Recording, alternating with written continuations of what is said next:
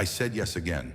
Not because I wanted to, not because I had the energy, but because I was afraid of the silence that might follow if I didn't. That's how it always begins. Not with a grand collapse, not with shouting or slam doors. No, burnout is quieter than people think. It doesn't roar, it erodes. A drip, a crack, a slow leak in the soul you once trusted to hold you. The outside still looks fine. My smile still fits. My calendar still proves I'm dependable. But inside, every yes I whisper when my chest screams no feels like I've carved out another piece of myself to rent away. I thought this was what being loved looked like. Being useful, always available, the one who never falters. But lately, when I look at the version of me who keeps saying yes, I don't see love. I see a ghost in rehearsal, playing the part of someone who still belongs. There's a mug of coffee next to me as I write this. It's gone cold again. Third time today. That's how I measure my days now. Not by joy, not by meaning, but by how many cups I let go lukewarm because I was too busy doing things that never really belonged to me. There was a time when coffee meant warmth, stillness, small rituals that reminded me I was alive. Now it's just proof. I've been too busy giving away my hours to drink anything while it's warm. The fracture is small, invisible even, but I feel it, like a hairline crack through glass. The kind of break that doesn't shatter all at once, but waits, expands, quietly plotting the moment it decides to give way under the weight. That's what scares me most. Not that I'll fall apart loudly, but that no one will even notice when I finally do. Because I've trained them too well, smiling, nodding, saying yes, again and again. I used to think the scariest word in the world was alone. Now I know it's no. Such a short sound, such a small syllable. And yet it carries a weight that makes my hands sweat even when I just think of saying it. Because no means I'm not who they thought I was. The helpful one, the fixer, the dependable friend, the always available coworker. What if I stop saying yes and people stop showing up at all? But deep down, another fear whispers louder. What if I keep saying yes and I stop showing up for myself? That's the fracture. That's the crack that keeps me up at night. I think about the little lies I tell every day. It's no trouble. I don't mind. I'm happy to help. They sound harmless, even kind. But every time I say them, my chest tightens a little more, like the walls of a shrinking room. And when the day ends, when the calls stop, when the inbox is quiet, what's left is me, staring into a silence that feels less like peace and more like a ghost swallowing my chest. It's not just exhaustion, it's erasure. I wonder if you felt it too, that haunting contradiction. Everyone praises you for being dependable, reliable, strong. They see you as light, as steady flame. But you know the truth. The candle's burning too fast, the wax dripping quicker than you can replace it. They see glow. You feel vanishing. And here's the part that hurts most. No one forced me. No one chained me to my yes. I volunteered, I smiled, I nodded. I let the world consume me piece by piece because I thought that was the only way to belong. Maybe I'm not a victim here. Maybe I'm the one who built this trap. Maybe I chose survival over selfhood, and now I don't know how to stop. I laugh sometimes at the irony. Out loud, people say, "You're amazing. You're always there for everyone." Inside, I whisper back, "Yeah, except me." It shouldn't be funny, but somehow, the absurdity makes me smile through the ache. Like I've become the CEO of pretending I'm fine at 2 a.m. Tonight, I keep staring at the calendar. The squares are filled, the hours occupied. It's strange how full my life looks on paper and how empty it feels inside. Maybe that's the fracture's truest form, the contradiction of a full calendar and a hollow chest. I don't know what scares me more, losing them when I say no, or losing myself if I keep saying yes. Either way, something slips further out of reach. And that's the question that lingers now, heavier than sleep. How many times can you give yourself away before nothing of you is left? I can't remember the last time I said no. Not because I didn't want to, but because the word itself feels dangerous, like an alarm that might set everything crashing down. Yes is easier. Yes keeps the peace. Yes makes me likable. But every yes I give feels like writing my name on sand, letting the tide come in and erase me again. People think erasure is loud. They imagine heartbreak as doors slamming, friendships breaking, tears spilling. But the truth is softer and heavier. Erasure is quiet. It happens in fragments so small they're almost invisible until you realize there's not much left of you at all. The disappearances, we don't name one. The dinner, yes. When someone asks, "Want to grab dinner?" I nod, I smile, and then I spend the whole night wishing I'd stayed home, craving silence like water. On the outside, I look present, laughing, responding, nodding at the right times. But inside, my body is counting the minutes, aching for rest. That yes cost me a night of stillness, a night of healing, a night where I could have just existed without performing. 2. The helping hand. Yes, I always say yes when someone asks for help. Even when I'm running on fumes, they call it kindness. They say, "You're such a good friend," and maybe I am. But what they don't know is that while I was carrying their load, mine stayed untouched. I gave away the little energy I had left, and no one thought to ask if I was okay too. That yes erased my right to be tired. 3. The work overtime. Yes, at work, I say yes to staying late. I say yes to the extra task, the forgotten deadline, the thing only I can do. I leave the office with hollow eyes, drive home whispering curses I'd never dare to say out loud. And when I collapse into bed, it's not just exhaustion I feel.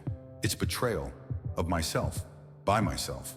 That yes erased the version of me who once believed I deserved balance. The social obligation.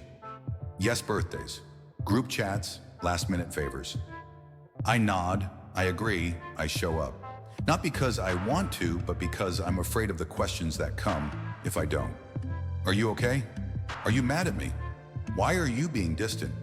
So I show up half present, holding laughter like a mask. That yes erased my right to honesty.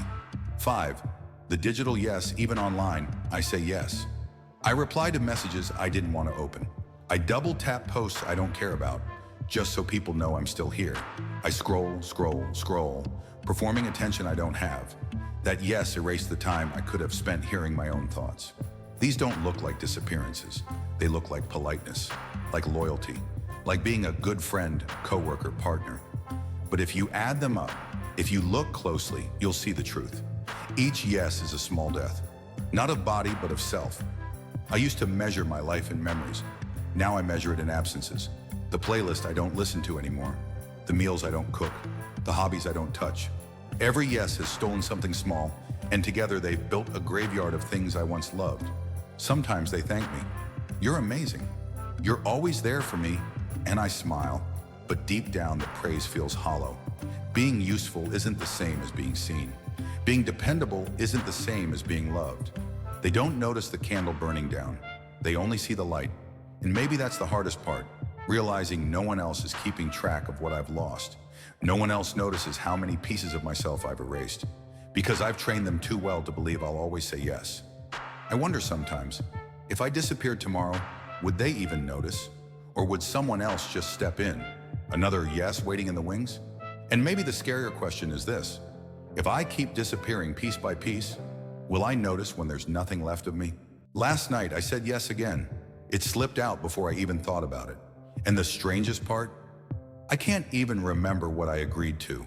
The sound left my mouth like a reflex, like blinking, like an instinct I never gave permission to. That's when it hit me. This isn't kindness anymore. This isn't generosity. This is autopilot. My life has become one endless stream of nods, approvals, agreements. I've been saying yes for so long, I've forgotten the sound of my own refusal. The room was quiet when I noticed it. Too quiet. My body was in the conversation, but my soul was absent, like someone muted me from the inside. And that absence scared me more than exhaustion ever could. Because exhaustion is temporary. This felt permanent. I thought, if I keep living like this, who am I becoming? It's a subtle kind of death, isn't it? Not one people mourn, not one anyone writes eulogies for, but the death of selfhood, of the you that once dreamed, once danced in kitchens, once dared to believe life could be more. I stood in the bathroom later, staring at my reflection in the foggy mirror. I wiped the steam away, but it didn't help. The face looking back at me was mine, but it wasn't me. The eyes were hollow, rehearsing an identity I didn't recognize. Kierkegaard's voice whispered through memory. Despair isn't always loud. It can be living a life against yourself. And suddenly I realized, every yes I whispered was an act of despair. Not dramatic despair, not chaos, but quiet, polite despair, the kind no one notices until it's too late. 1. The message left unsent. I typed it out, a simple, "I can't tonight," and then I deleted it, replacing honesty with silence. That one deletion wasn't just about canceling plans, it was canceling myself. Another chance to be real, gone. 2. The call I didn't make. I thought of phoning a friend, telling them I was tired, maybe even asking for help, but the fear of being too much stopped me. I stayed quiet, and in that silence, another version of me faded. 3. The smile that didn't belong to me. At work today, I smiled at a joke I didn't get, laughed louder than I felt so no one would think I was distant. That smile was expensive. It cost me truth. Each moment was tiny, harmless to anyone else, but to me, each was another erasure. These are the little deaths no one warns you about, the ones that look like normal life. I laughed at myself, quietly, bitterly. Wow, I muttered. I'm literally quiet quitting my own life. It shouldn't have been funny, but sometimes absurdity is the only way to carry grief. I joked once that I was in my villain era, done being the victim. But the truth, I wasn't a villain. I wasn't a hero either. I was just a ghost, ghosted and haunted. I ghosted my own boundaries, my own needs. And now every night, I'm haunted by the emptiness that comes back. There's a phrase I see online a lot, rent-free in my head. That's what my exhaustion has become. It lives rent-free in my chest, haunting every pause, reminding me that I traded myself away for belonging. Here's what keeps me awake. Maybe the worst part of disappearing isn't that no one notices. It's that one day I won't notice either. I'll normalize it. Call it adulthood. Call it sacrifice. Call it love. Until all that's left is an outline of a person, useful, dependable, always available, and utterly hollow. The candle on my desk burns faster these days. I watch the wax drip, slow, relentless. Everyone else sees light. I see vanishing. What if this isn't busyness? What if this isn't kindness? What if this is something darker? A slow suicide of the soul. I look at myself and wonder, how many unsent messages? How many fake smiles? How many reflexive yeses does it take to erase a person? And when I'm gone to myself, when there's nothing left to recognize in the mirror, who will bring me back? The first no is terrifying. It doesn't come out strong. It doesn't slam doors. It trembles. It shakes your voice like a loose window in a storm. My throat felt dry when I tried. My hands sweated like I was holding fire. And yet, somehow, the words still slipped out. Small, fragile, but real. I waited for the backlash. I braced myself for the silence, the disappointment, the sharp edge of rejection. I was sure the world would collapse. Sure, someone would pull their love away. But nothing happened. No explosion, no storm. Just a pause. A moment of space. And in that pause, I felt something I hadn't felt in a long time. Air in my own lungs. The anatomy of number one. The invitation declined. A friend asked if I wanted to hang out late night, a quick bite. Normally, the yes would have flown out like a reflex. But this time I typed, "I can't tonight."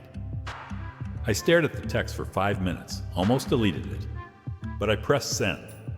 My chest tightened, but when their "okay, no worries" came back, I realized maybe I wasn't as indispensable as I feared.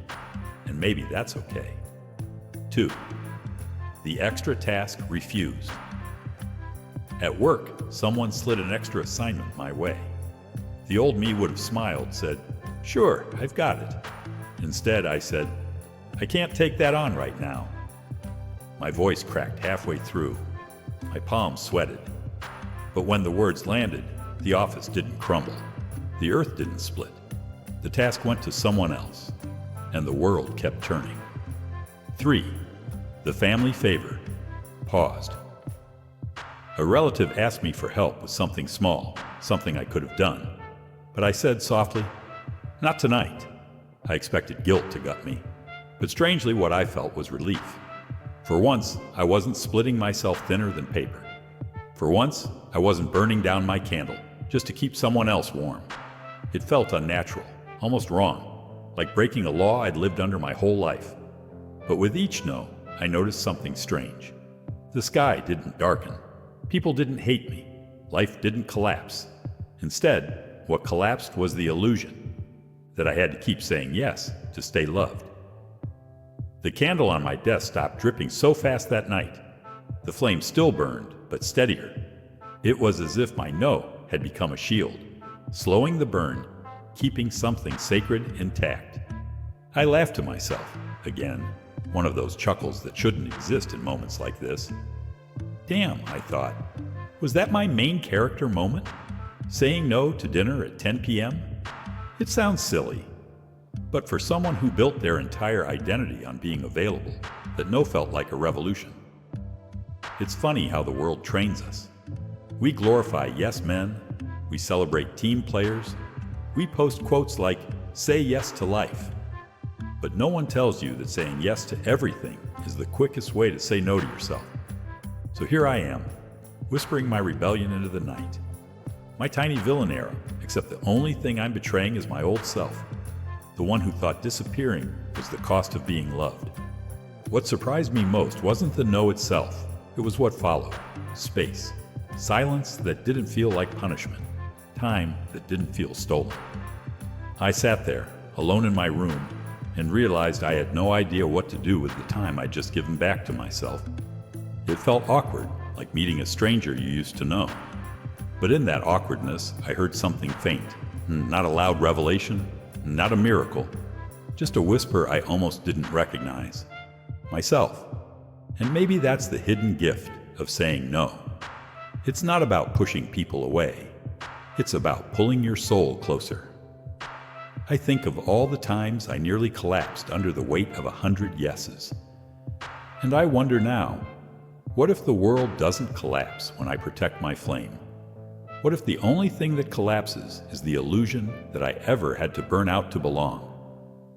The candle is still burning, but for once, I feel like it belongs to me. I've been thinking a lot about consequences lately. Not the kind people warn you about in school, the obvious ones you can trace on a chart.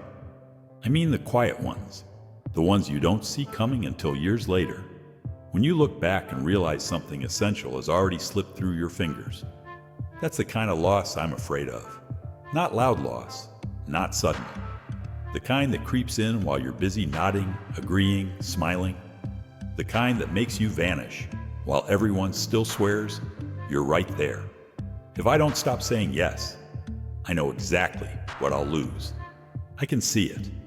First, I'll lose myself, piece by piece, until there's nothing left to recognize. 20 years from now, I'll still be dependable, still agreeable, still showing up. On paper, my life will look full, but inside, I'll be hollow, rehearsing a part I never auditioned for. Alive, but not awake. Breathing, but not living. That frightens me more than death, that I could survive an entire lifetime without ever actually belonging to it. Then there's the wound I swore I'd never repeat. I grew up watching people I loved give everything they had until they were nothing but shadows of themselves. Parents who sacrificed so deeply they forgot how to smile. Friends who bent until they broke. Relatives who wore martyrdom like a badge. I used to promise myself I'd be different, that I'd stop the cycle. But lately, I can hear myself repeating their sentences, their quiet sighs, their whispered excuses. If I keep saying yes, I'll pass the silence on like an heirloom, a generational ghost that keeps haunting those who come after me. And I can't decide what's worse, that I might betray myself, or that I might betray the people I once swore I'd protect by becoming the same echo of pain they already inherited. And then there's the kind of loneliness no one talks about, the kind where you're surrounded by people, birthdays, dinners, chat threads buzzing, and yet you feel like a ghost at your own table. Because what is community worth if you're not even there inside yourself? That's the cruelest isolation, I think. Not being abandoned by others, but abandoning yourself so thoroughly that even when someone hugs you, you feel nothing. Even when someone says, I love you, It doesn't reach you, because you've already muted your own soul. Sometimes I imagine time itself leaning down, whispering in a voice older than my own, "You think you have time. You think disappearing slowly is safer than daring to say no. But if you disappear long enough, even you will forget the sound of your name." I hate how true that feels, like a prophecy I'm already walking into. The strange thing is, even in all this fear, I find humor bleeding in at the edges. The other night I scrolled through old photos and laughed. Not the happy kind of laugh, but the cracked, bitter kind. There I was, smiling like I had it all together. No cap, I was crumbling inside even then. It's almost funny in a cruel way. How good we get at performing joy while ghosting ourselves offline. I thought I'd outgrown that, but maybe I just perfected it. And that's the realization I can't shake. The danger isn't that I'll lose them if I say no. The danger is that I'll lose me if I don't. Because one day, there won't be anyone left to blame. Not the job, not the friends, not the family. Just me, standing in the silence I chose, realizing I kept trading myself away for belonging that never stayed. That's what terrifies me most. Not that others will leave, but that I'll be the one who abandoned me first. I look at the candle flickering on my desk, wax dripping, flame trembling, but still alive. And I can't help but wonder, if I don't protect this light now, if I keep letting it burn out for every passing request, what will be left when the wax is gone? If I keep living like this, will I ever truly feel alive? To dare to say no is not selfishness. It is the first whisper of becoming yourself. I never understood that line until now. I thought it was just philosophy, something pretty you put on a page, or in a quote graphic. But tonight, it doesn't feel like theory. It feels like blood, like breath, like something I should have remembered a long time ago. The art of saying no was never about shutting doors. It was never about being colder or harder or pushing people away. It was always about something gentler, pulling myself closer, rescuing the flame that was burning down to smoke. Every yes I gave took me further from myself, and I thought love meant continuing that sacrifice. But no, love, real love, begins when you can look yourself in the eye again and say, "I will not vanish for you, not anymore." The first no shook me. My voice cracked, my chest tightened, my hands sweated like they were holding fire. The second no felt less like breaking rules and more like breaking chains. And now, here I am, sitting in silence that doesn't feel like punishment anymore, but presence. The candle on my desk flickers slowly, not frantic, not gasping for air. For once, it seems like it's burning with me instead of against me. It's strange, this kind of silence. I used to run from it, fill it with noise, keep myself busy so I wouldn't hear the ache underneath. But tonight, I sit in it. No notifications pulling me out of myself, no calendar demanding proof that I exist. Just me, a cup of coffee that's still warm, and a room that feels more like home than it ever did when it was full of obligations. At first, it's awkward, like meeting a stranger you used to know. I catch myself wondering, what do I even do with this time? My fingers itch to reach for my phone, to scroll, to check if someone still needs me. But then, something softer arrives. Not a miracle, not a sudden epiphany, just a whisper, a voice I haven't heard in years, my own. It says nothing grand, nothing dramatic, just, "I'm still here," and that's enough to undo me. I realize now that space itself is the medicine I've been starving for. Space is not empty. Space is sacred. Space is where the soul finally breathes after being pressed flat for too long. Space is where you stop performing, stop pleasing, stop disappearing, and start remembering what it feels like to just exist without needing to prove you deserve to. Sometimes I think the universe speaks most clearly in these moments when you finally go quiet enough to listen. Tonight, it feels like the air itself leans close and says, "You don't need to give yourself away to be loved. You don't need to burn out to shine. You were enough before you ever said your first yes." I can't stop thinking about the candle. It's been with me through all of this, burning too fast when I kept saying yes, dripping away like proof of my erasures. But now, the flame is steady, calm. The wax holds, the light glows, and I swear it feels different. Like the candle is no longer a countdown, but a companion. Not a symbol of my disappearing, but of my return. I know I'll still stumble. I'll still say yes when I mean no. Old habits don't disappear overnight. But maybe that's not the point. Maybe the point is this. Every time I say no now, I'm choosing remembrance over erasure. I'm choosing to belong to myself again. And maybe healing doesn't come with fireworks. Maybe it comes with small surrenders, like letting the coffee go cold, but drinking it anyway. Not because you're busy, but because you don't care if it's perfect. You care that you're present. Or like letting silence fill the room and realizing it doesn't ache anymore. Or like watching the candle burn and knowing, finally, it belongs to you. Tomorrow, someone will ask me for something again. And tomorrow, maybe I'll say no. Not because I don't care, but because I finally do. Because I've decided that losing myself quietly is the one price I'll never pay again. The space is saving me. The space is teaching me that love doesn't always mean addition. Sometimes it means subtraction. Sometimes it means drawing a line in the sand and saying, this part of me is mine. The candle still burns, the coffee still steams, the silence still holds me. And maybe, for the first time in forever, that's enough.